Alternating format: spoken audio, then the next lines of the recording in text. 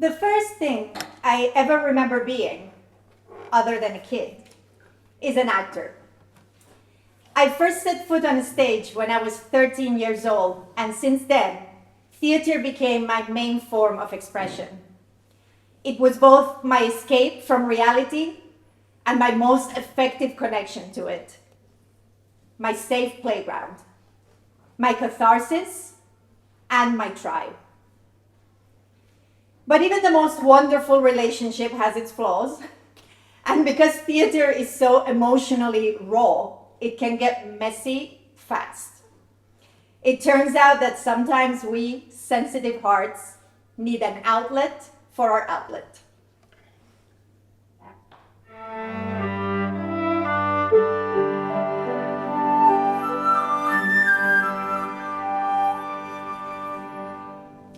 My complicated relationship with theater turned out to be serendipitous. In desperate need for another form of expression, I turned to writing. This happened around 20 years ago, and since then, through blogs and short stories, writing has carried me through each one of life's roller coasters, putting my thoughts in order and allowing me to understand myself a little better every day. Ink on paper and typed words on a screen have absorbed my emotions and mirrored them back to me, time and time again, to show me the light, even when there seemed to be none.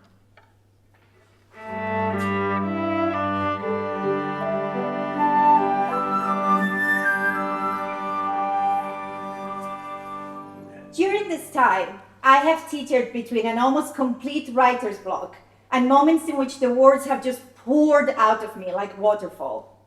Either way, my writing has spoken of all my lives, of all the facets of my existence. It has expressed my great joys and my devastating grief, my wins and losses, the heartbreaking enchantment of being human in a world that can be cruel and unfair, but that will not let us forget how stunningly beautiful it is either. I started writing poetry quite recently, at a time of great pain in my life. Like a rope thrown to a drowning swimmer, my poems pulled me through my grief. As I gulped for air and my heart slowly started to beat normally again, I was pleased to realize that poetry had become a natural part of my writing, and that I still had plenty to say. So I continued to write about happiness and loss, but also about work and rest, love and friendship, beauty and art. Before long, I looked back to see that all those words had become something. Not just the remnants of my pain, but something new and whole. A living, breathing creature in its own right.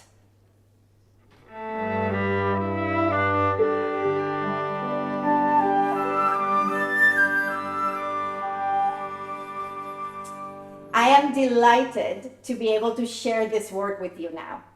Through the universality of the human condition, all forms of art and creative expression bind us together, connect us with an invisible yet strong web of empathy, understanding, and love. I know that you have been where I have been. I know that, though in different ways, we have both visited those same realms of enthusiasm, loss, elation, despair. And if you recognize yourself in just one of my poems, if it helps you understand that you're not alone in your pain, if it brings tears of nostalgia to your eyes, or if it makes you smile with the anticipation of happiness to come, I will consider my work done. And now, 1,000 more.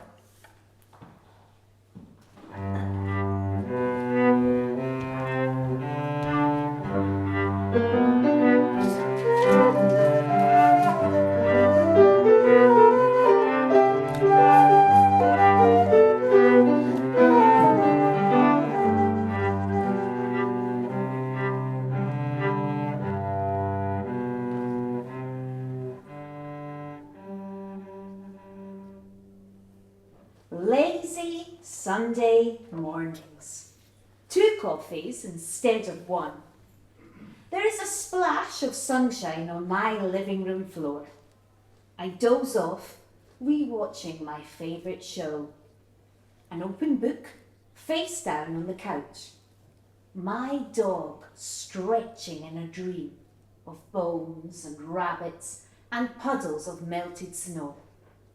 The flowers I chose in my favourite vase by the door. The painting I cannot stop looking at, always on the wall. I stroll down the cobbled streets of old Madrid, breathing freedom and life and choice. I am haunted by the power of art in places I claim as my own.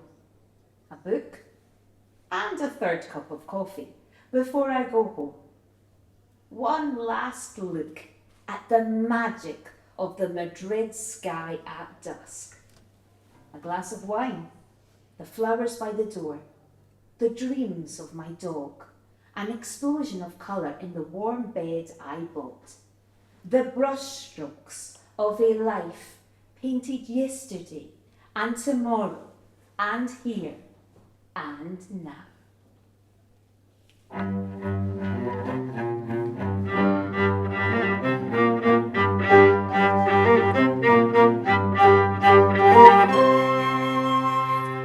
If I only had one wish for you, my beloved, it would be freedom.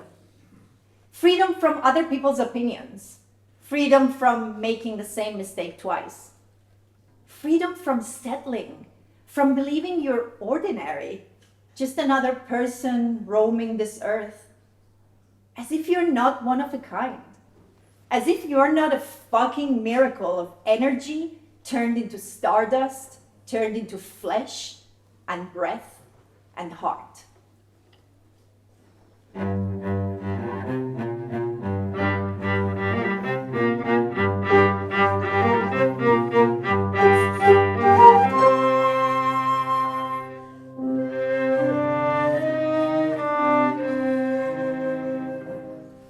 I worried.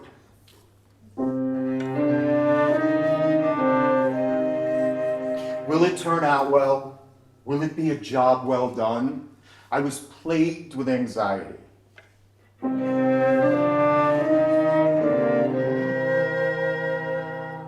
Will something bad happen? Will this bliss go up in flames and turn to ash? I stressed and fretted.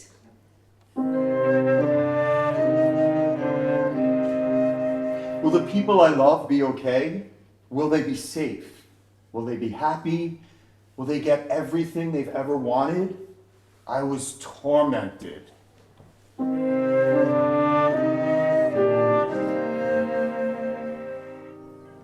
Will he love me? Will he accept me for who I am? And will he continue to love me when the going gets tough?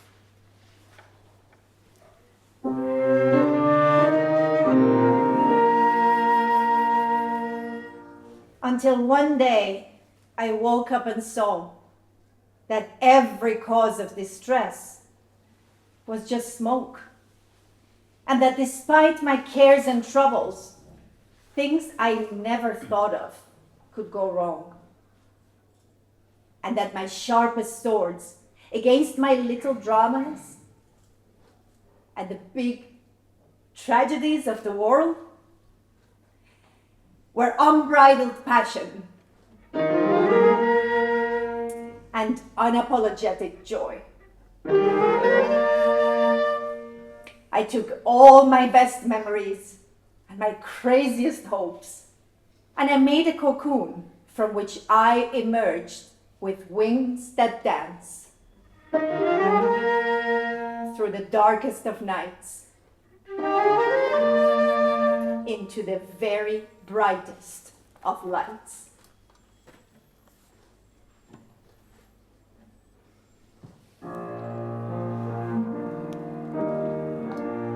The November cold reminds me of you,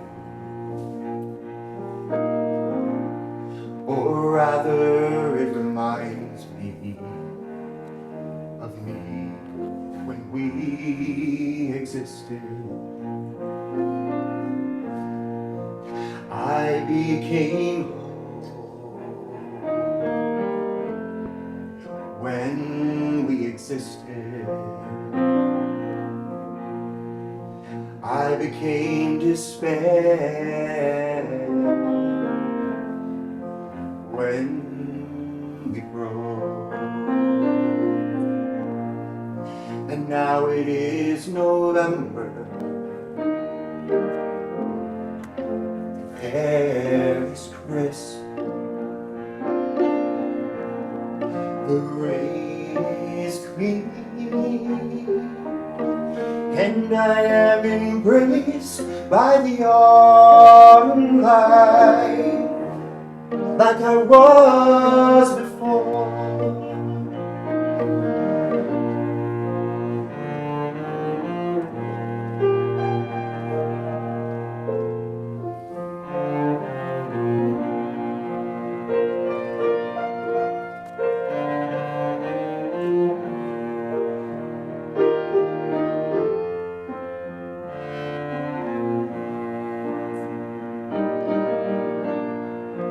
I am not mended, nor will I ever be, but my broken pieces have exposed my soul, so I can no longer dwell in my midst.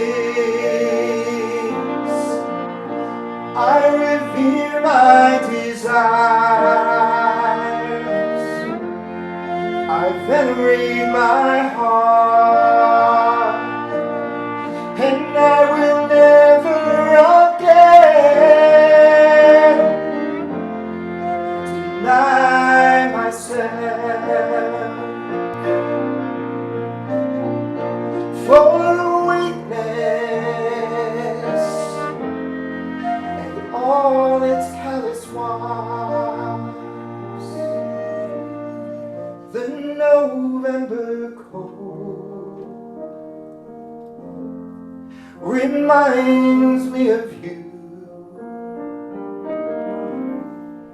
or rather it reminds me of me when we existed.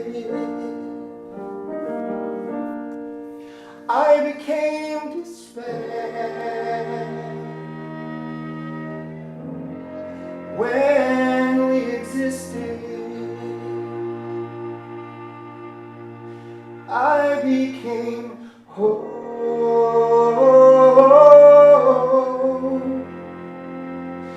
when we broke.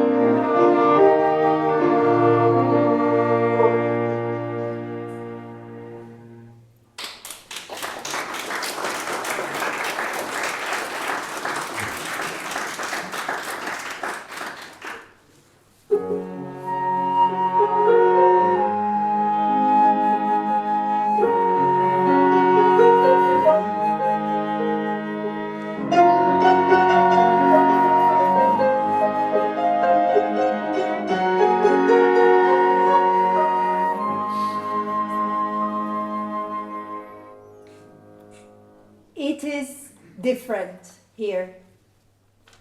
There is no immediacy in the sound of the waves. There are no faults here. No lack of this or that. No missing piece to make life whole. Time is not running out here. There is no sand in the hourglass. Here, sand simply exists, like the flight of the seagulls, like children playing, like the best version of me.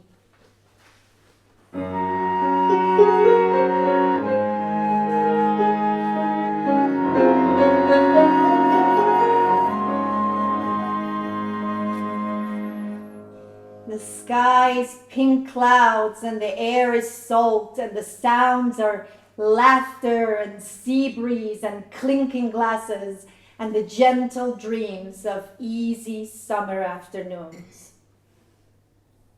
There is nothing to achieve here.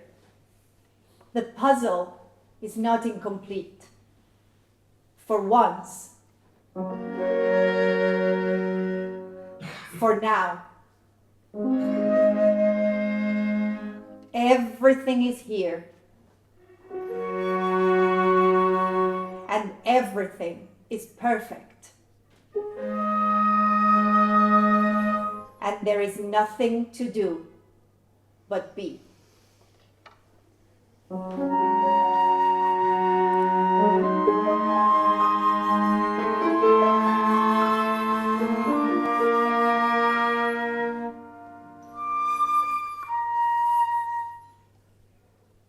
The love at first sight, the whirlwind affair, the meteoric success, the fastest in the fastest race.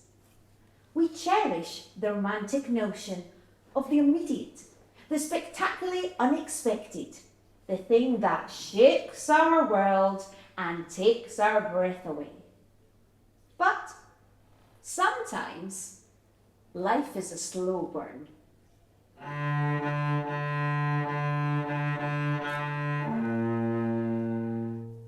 Sometimes we wait in patience and hard work and prayer until the time when the turning of the wheel is complete, when the unobtainable suddenly becomes our truth.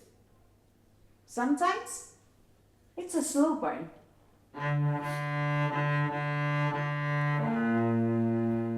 And here's the secret, the golden ticket, the key that turns in every lock. Do not sit empty in the wait. Fill it up with music and laughter and human touch. Fill it with dancing and flowers and chocolate and lust. It's a slow burn.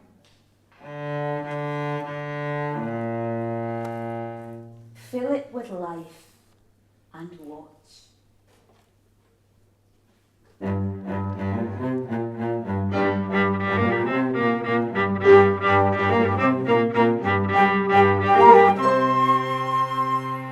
I wish you freedom, my love, from dwelling in the small, in the invisible, in the make-believe problems of day-to-day life. I hope you can free yourself from the burden of waiting for a special day to wear that dress. I hope you can let go of the imaginary sanctity of objects and memories and places and people. The sanctity that stops you from experiencing them raw and whole and complete, without shame and without guilt.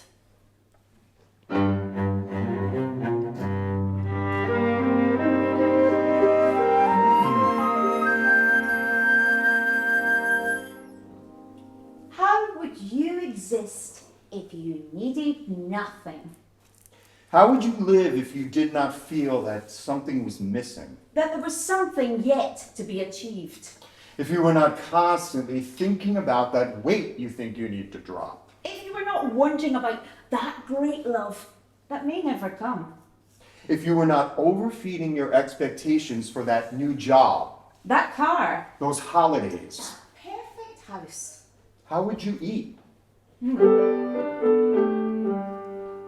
Love? Make love.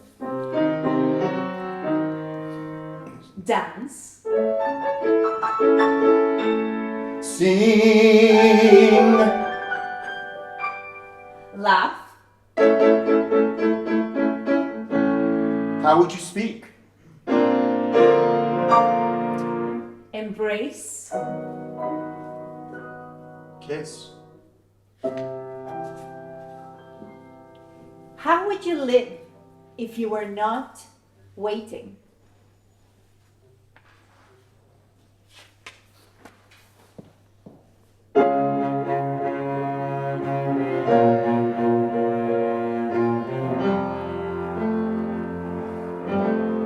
A song deep in the waters of the mind.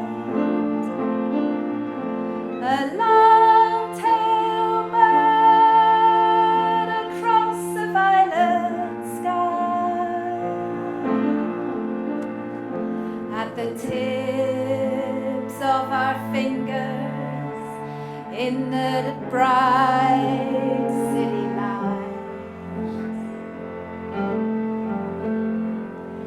God grant us the serenity to see her,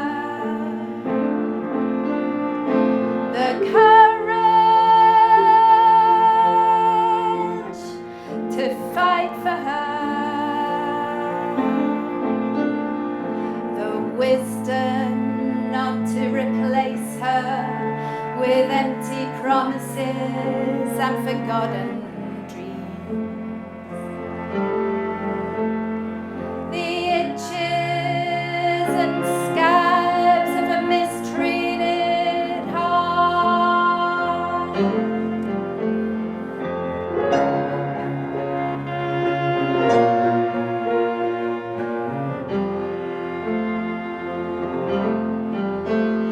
May we claim her, shout for her.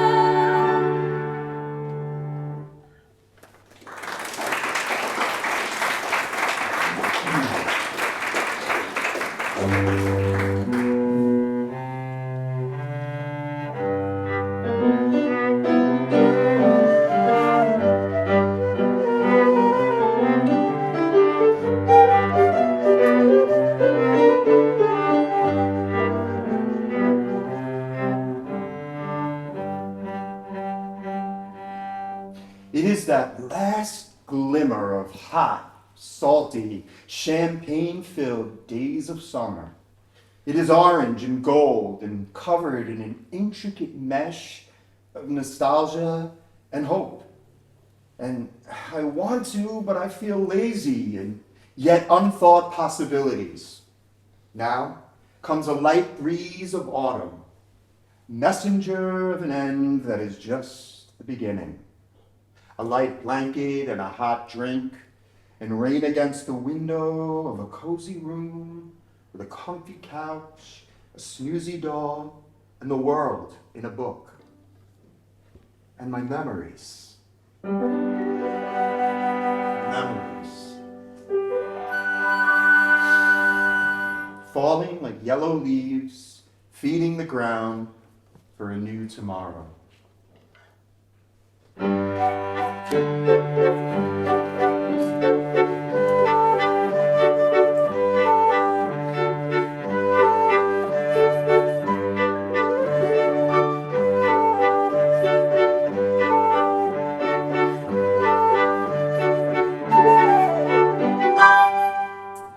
What you want, my friend, is someone who will sweep in and make your life great. She will be light and breezy, devoid of great sin, maybe a little irreverent. She will illuminate your days, laugh at your Woody Allen neuroses, and bring you out of your haze with streetcar tacos and expensive mimosas. In short, a through and through manic, pixie, dream girl.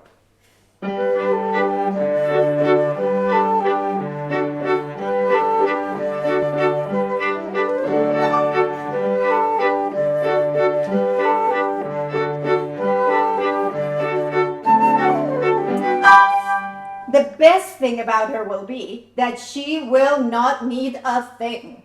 NPDGs never do, you see. She will not need a story, a future, a ring. She will do all the work to improve your script with a tight sealed guarantee. Anyway, you get the gist. Enjoy your manic pixie dream girl. I sincerely hope she's a therapist.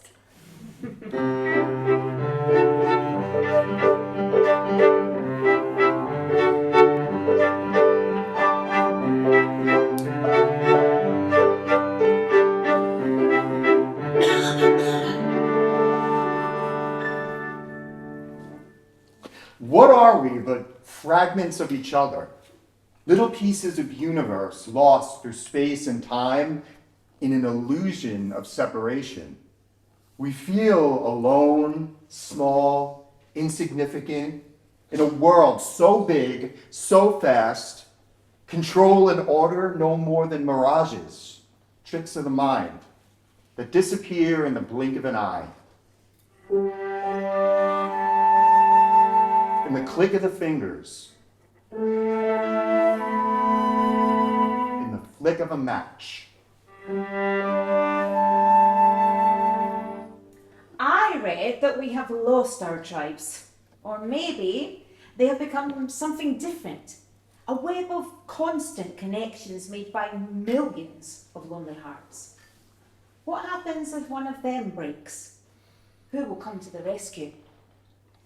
In my illusion of aloneness, I failed to see that your strength was also mine, that your outstretched hand was an extension of my own heart, that the same thread pulls us together like a river bathing our souls with crystalline light. I also read that words reconnect us to the tribe. Words of kindness, of honesty, of fierce love. Speaking the words mends the web. Speaking the Stitches back words heart. mends the web. Pulling at the Stitches thread. back the heart, Makes the web. keeps Thread pulling at the back thread, whole again. makes the pulling universe thread. whole again. Makes the universe whole again.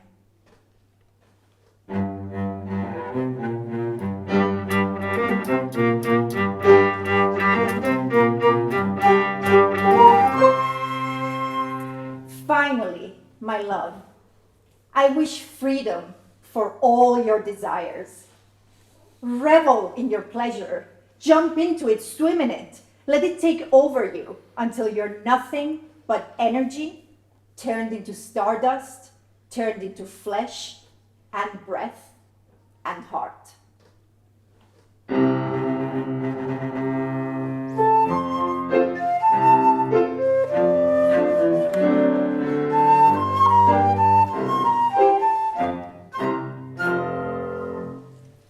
Madrid makes herself beautiful. When I get off the metro and it is still daytime and the sky is so blue it looks like it's been painted. She adorns herself with balconies full of plotted plants and twinkle lights and pinwheels, bikes and chairs from IKEA and dogs that sit watching how Madrid runs and works and pauses to relax. How she gets up before her streets are ready and never really goes to bed at all. Madrid makes herself beautiful when I leave a rehearsal high on theatre and it's midnight on a Tuesday, but the terrazas are packed with people and flowing wine and endless stories. Madrid is pretty when we're standing at my door and our eyes are locked and our kiss is long and we laugh together and for a moment our lives become whole. Even with no makeup, Madrid is always beautiful. And the best part is that when I look at her, I am beautiful too.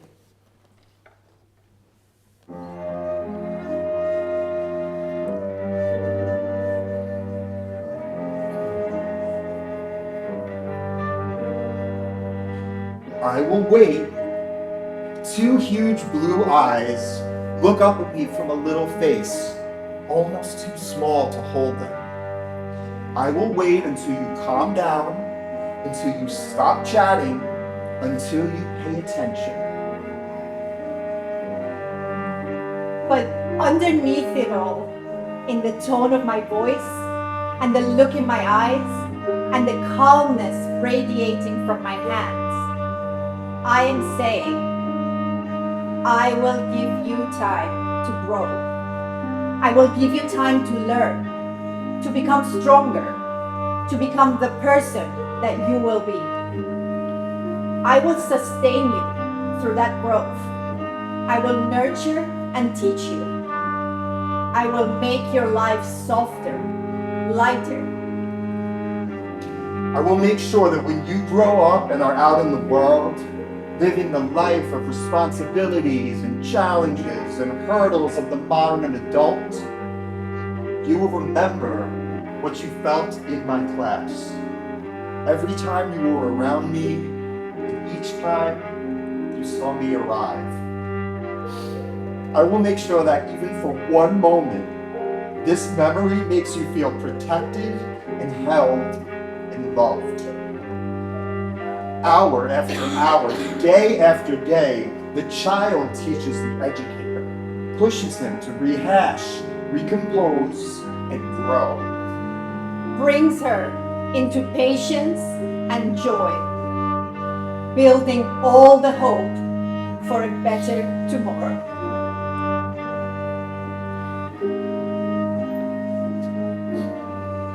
May every day of your life be blessed with the utter bliss of knowing that you owe nothing to no one. May you be unencumbered by the stupidity, unnecessary need to apologize for who you are or what you need for your soul's delight. May you take center stage without waiting to be asked. May you turn into the lead character of your own life. May you take all the leaps, May you make it all happen. and may you never look back.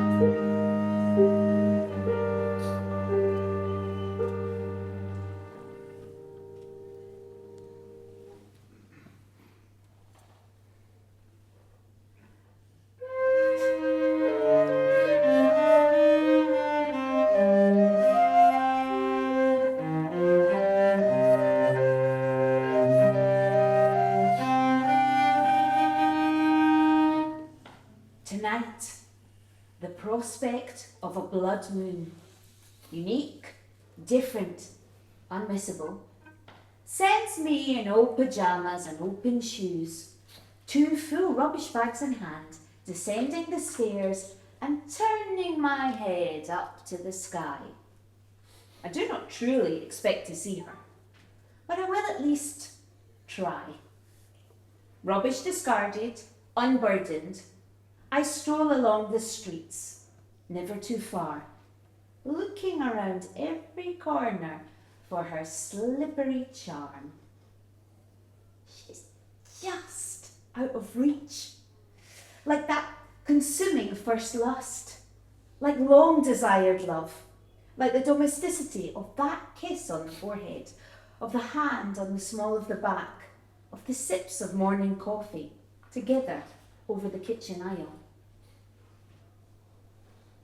Back in bed, I put a hand on my breast, pretending it is you.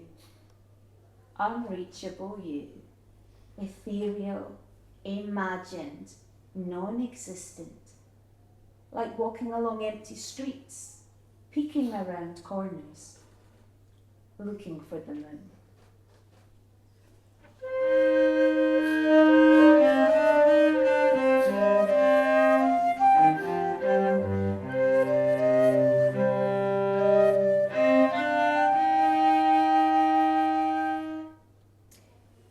All the world's a stage, we were told.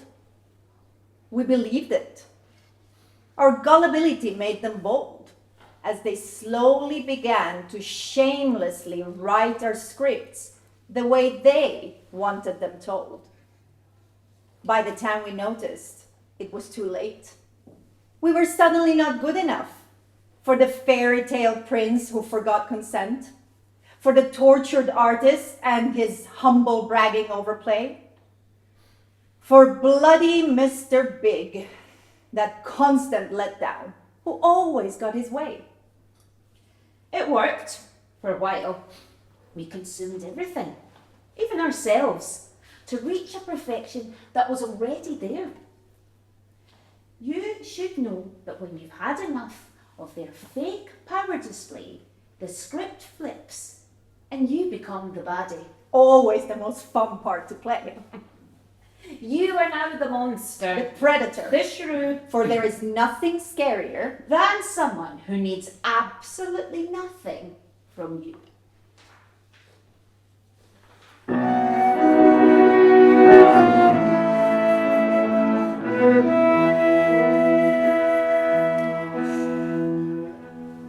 And so often it seems that it is never enough.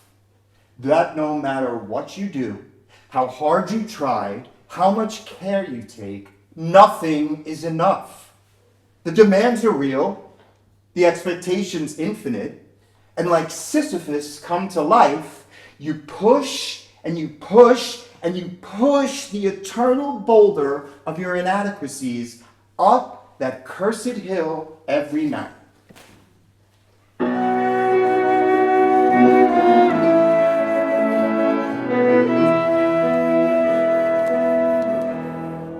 Well, maybe it's time to let the boulder roll down, to embrace the wear and tear of your beaten soul.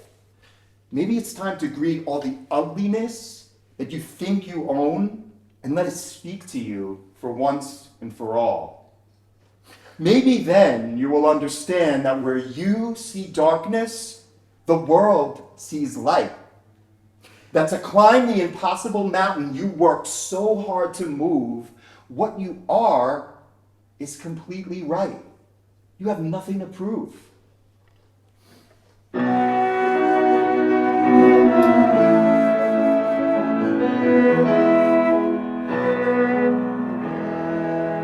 No, you are not enough. You are the whole world in one life. You are not doing all right. You are the slayer of all dragons, the fire starter, the first knight. Let the boulder roll down and continue the climb. Let the boulder roll down, open your beaten chest, spread your arms, and fly.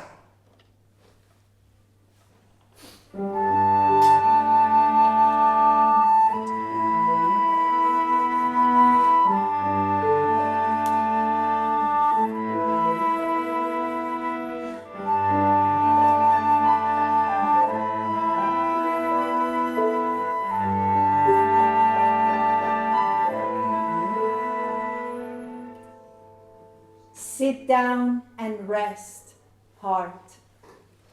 There is nothing more to do. No more battles to fight for now. It is peaceful now in the golden light of dusk. It is quiet now in the late hours of night when everything is silence, everything undecided and hopeful and raw.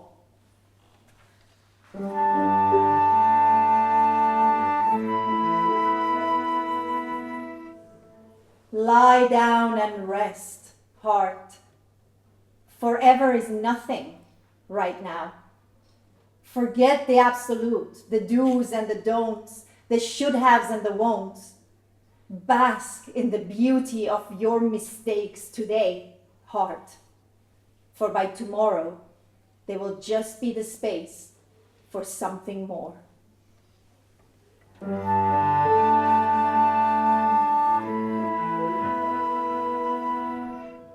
Relax, heart. There is nothing more for now. Nothing to do.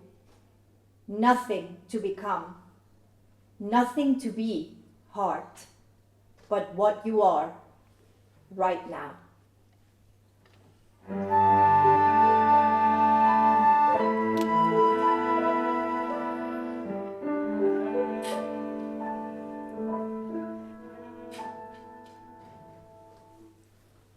Inside of me, two creatures coexist. One is young and beautiful, peaceful and light. She is art and song and rhyming verse. She's the little girl jumping in puddles on her way to school. The innocent teen getting ready for her first dance. The young woman coming of age and learning the meaning of life. She is productive, she is forgiving, she is patient, she is in love. The other, a toothless hag, angry and volatile, her dirty mouth full of insults, cursing her way through a world that did her wrong.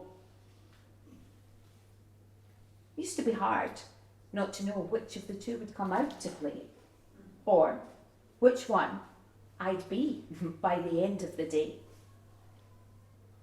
But last night, in my dreams, the young woman and the hag stood together, hand in hand. As I watched, their hair mixed grey and black. A smile became a scowl, became a smile.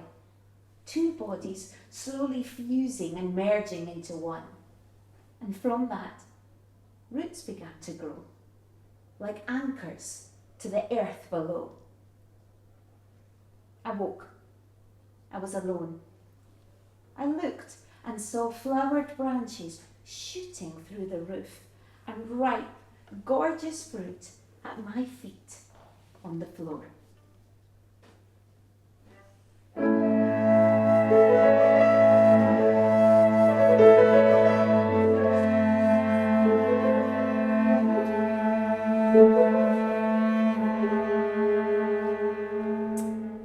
You were such a good teacher. And I, forever the teacher's pet, learned my lesson well. I became expertly small. I was so busy being the perfect student that I forgot to get angry at all.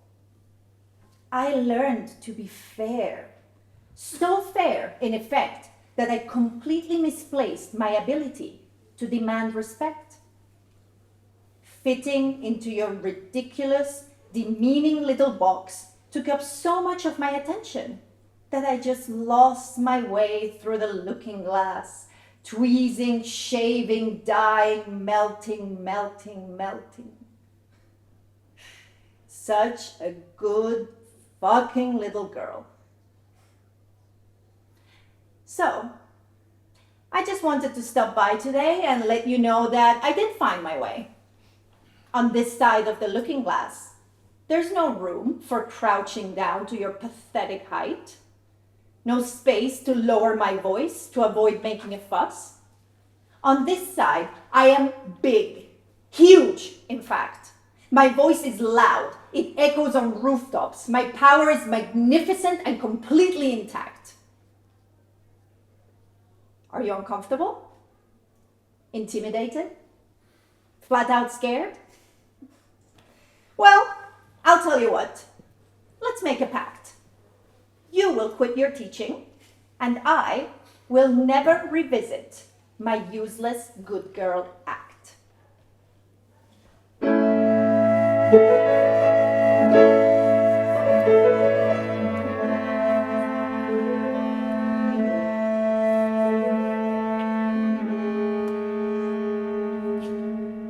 There may be nothing I can say that will give you what it took me 3 decades to understand. I wish I could gift wrap it with shiny paper and a neat band, a box full of experiences stitched into wisdom, spun into peace, strand by strand. But life is not that.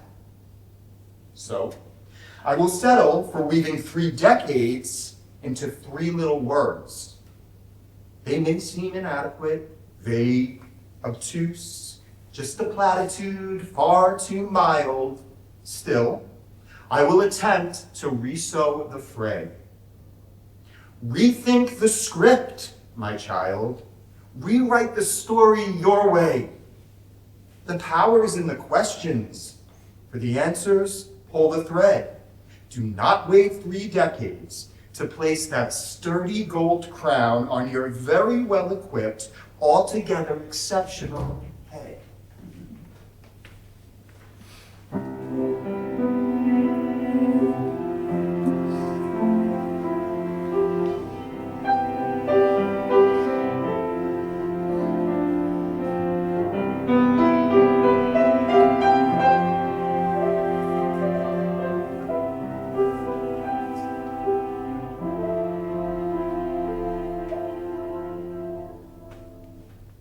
Last night, in a dream, I held your hand. It was strange, unfamiliar. I guess I had expected it to feel more ordinary, less momentous. But that touch carried immense for years of unkind words, of believing that you were not thin or beautiful enough. Years of being blind to how extraordinary your mere existence really was. This morning, in the mirror, my fingers walked along the path of the sturdy legs that move me, of the arms I have made strong with daily sweat and the constant work of a mighty, pumping heart. I stared into eyes deep with experience and lessons of loss, dignity, failure, and the messy, complex, dark realms of imperfect human love. My fingertips reached out to prodigious pleasures, past, and all that are yet to come. Sometimes it takes a while to find the right hand to hold. Once you know, your strengths become bold, and your life a film strip of exuberance foretold.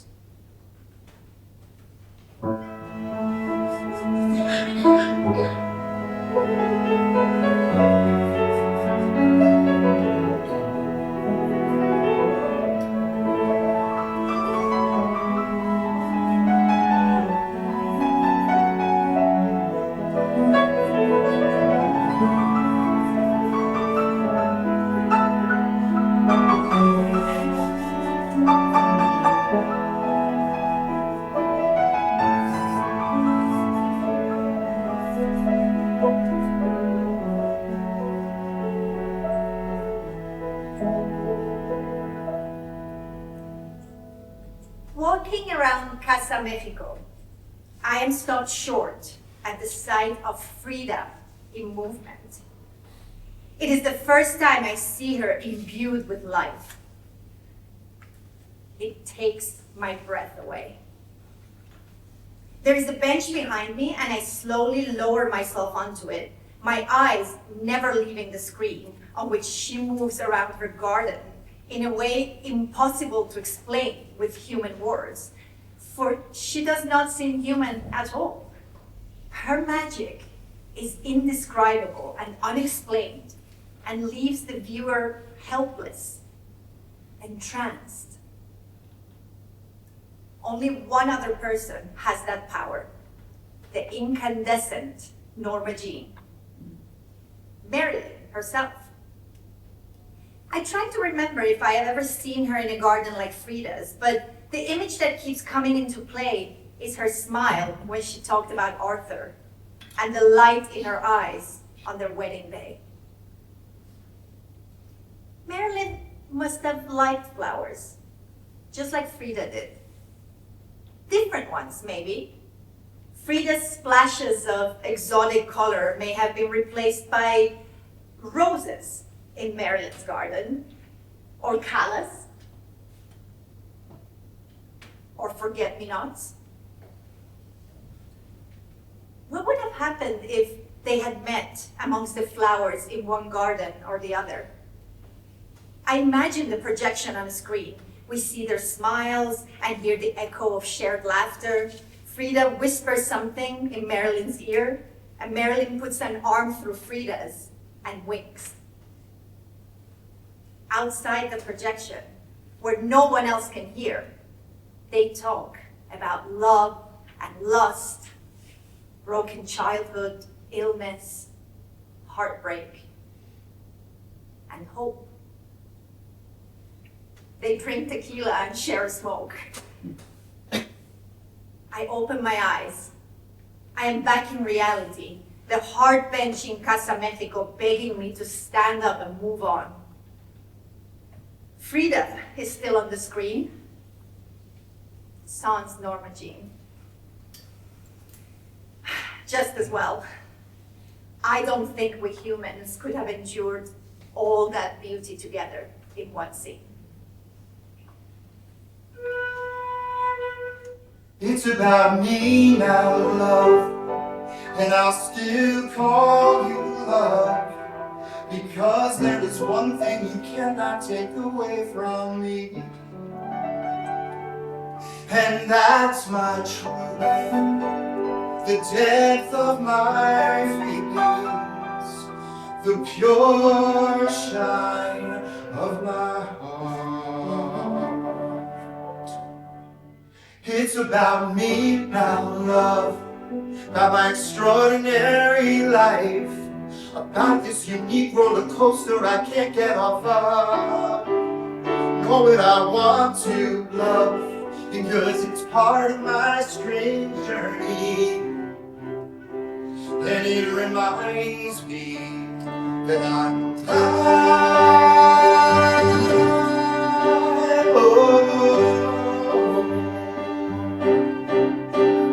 It's about me now, love, and I will not apologize for the good or the bad, for everything I want, for not wanting what I should, for loving and hating, for caring or not.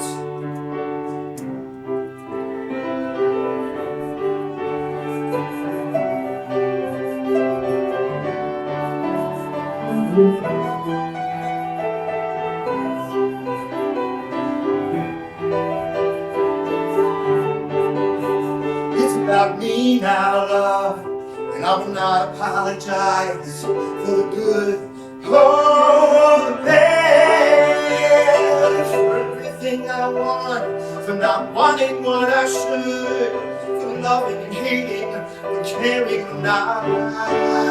It's about me now, love, so get out of my way. I'm taking no prisoners and it is about fucking time. It's all I will say. I'm alive.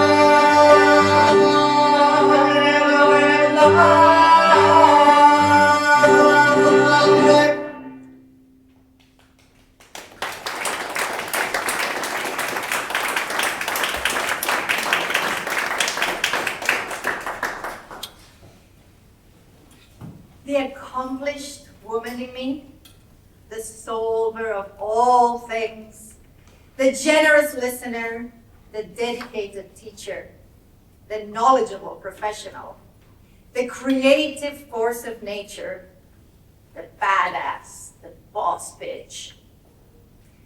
She still needs to hold my heart in her capable hands and remind her that it is all right to grieve what could have been, to want to be chosen, to miss the other version of me.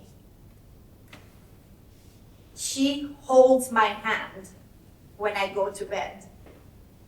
She tells my heart not to lose her head, that fruit does not grow on a tree that is dead, that for 100 good reasons, I made this instead.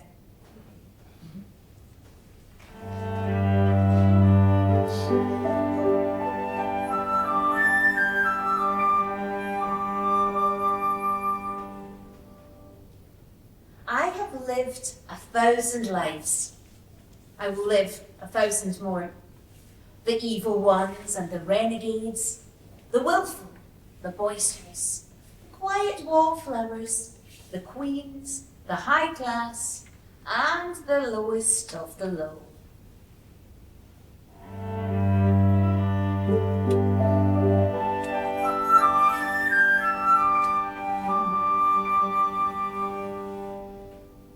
After each journey through space and time, I've come back to myself. And yet I'm never quite the same. Sometimes I am more beautiful, more soulful, grown. Sometimes I watch little pieces like sharp shards of shattered glass get away from me with no clear direction and no control.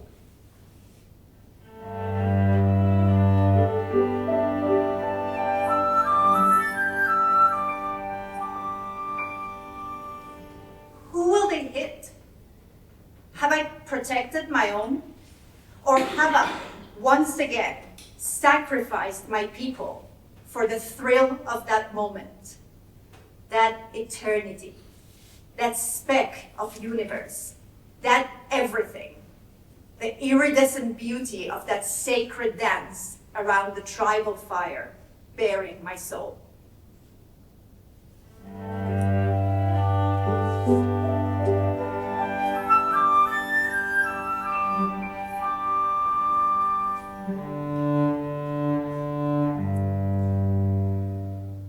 Sometimes the shards boomerang. I feel their sting deep in my heart. They lodge and twist at every turn, immune to time, but thankfully not to work, to welcome busyness, or to blessed hill from hands near and far.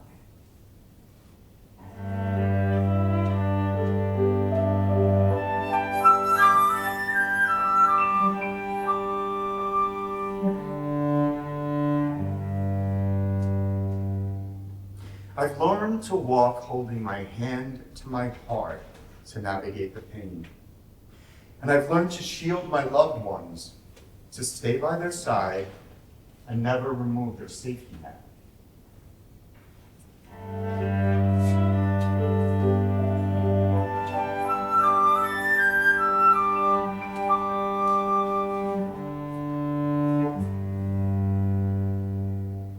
In return, my 1,000 lives carry me through grief and despair, saving me from the sadness of yesterday, the doubts of tomorrow, and all the fears of today. It is sacred, despite the pain, despite my lost pieces, and all my mistakes. I too am sacred when I am there.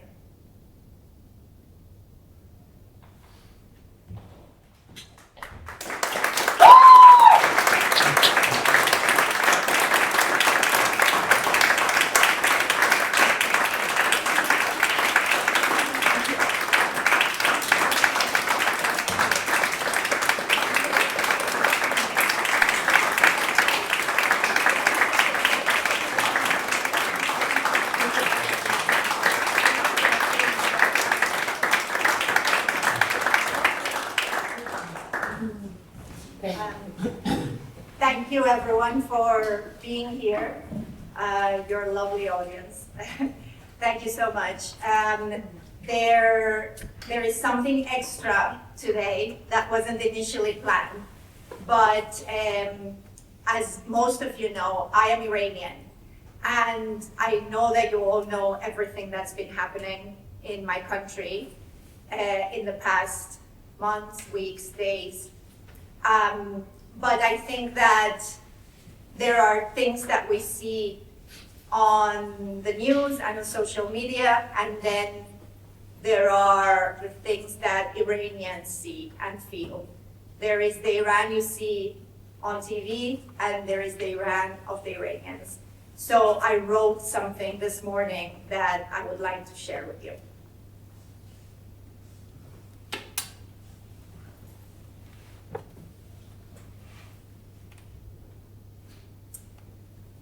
Over the news on television, over the social media noise, over imperialist speeches and the warplane of bully boys, I hear the sound of crickets, of bees buzzing around an orange tree. My sister, 6 years old, humming over my crib, lovingly arranging the covers for baby me. I hear the whoosh of Caspian waves coming in with the tide, the krish-krish of sugar being powdered over the head of a bride. May her life remain sweet. May all her children thrive. I hear my father breaking into song, his unexpected, booming laughter, still my favorite sounds. There is music in the streets of Tehran, and my mother, 20 years old, flirts with the handsome ice cream man. Amir and Nahid go to the same school. They walk back together in the heat and cool down with a swim in the pool. I hear waterfalls and wind in the poplar tree. I hear birds flying and the samovar pouring tea. It is not newsworthy. It is not the country you see. It is my Iran, an Iran that is free.